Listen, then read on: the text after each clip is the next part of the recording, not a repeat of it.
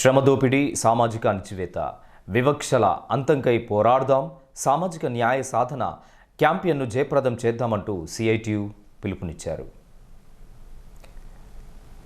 సామాజిక ఉద్యమాలను బలపరుస్తూ RG1 GDK లెవెనింగ్ క్లైన్ ఉద్యోగస్తుల నుండి విరాళాలు సేకరిస్తున్న సిఐటియు ఫిట్ కమిటీ బృందం RG1 బ్రాంచ్ అధ్యక్షులు ఆరుపల్లి రాజమౌళి మాట్లాడుతూ, ప్రపంచంలో ఎక్కడ లేని కుల వ్యవస్థను మన దేశంలోనే ఉందని, శాస్త్ర సాంకేతిక రంగాల్లో ఎంతో పురోభివృద్ధి సాధించినప్పటికీ సాటి మనిషిని మనుషులుగా చూడలేని దుర్మార్గపు స్థితి నేటికి కొనసాగడం అమానుషమని, కులం, మతం, ప్రాంతం, లింగభేదం లాంటి సామాజిక రుగ్మతలు కేవలం మన దేశంలో ప్రజల్ని, కార్మిక వర్గాన్ని ఐక్యం కానివ్వకుండా దారికి అడ్డంగా ముళ్ళ కంచెలా ఉన్నాయని అన్నారు.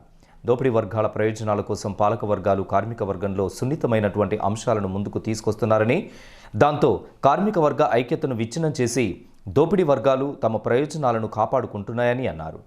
సమాజంలో అన్ని రకాల దోపిడీ, అణచివేత, వివక్షలకు వ్యతిరేకంగా పోరాడి వీటి నుండి శ్రామిక వర్గాన్ని విముక్తి చేసి పెట్టుబడిదారీ సమాజానికి ప్రత్యామ్నాయంగా కార్మిక వర్గ రాజ్యాన్ని స్థాపించాలనే లక్ష్యంతో సిఐటియు తన ఆవిర్భావం నుంచి పనిచేస్తుందని అన్నారు.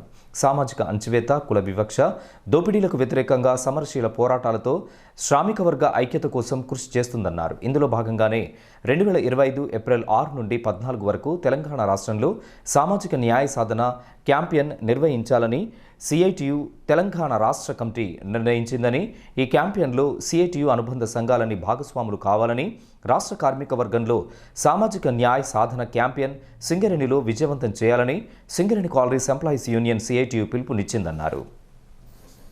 ఈ కార్యక్రమంలో తోట నరహరిరావు, ఆరుపల్లి రాజమౌళి, జల్ల గజేంద్ర, బొగ్గారం శ్రీనివాసరావు, మల్లేష్, దేవేందర్, మునుకుంట రామన్న, శివ, నాయకులు, కార్మికులు అధిక సంఖ్యలో పాల్గొన్నారు.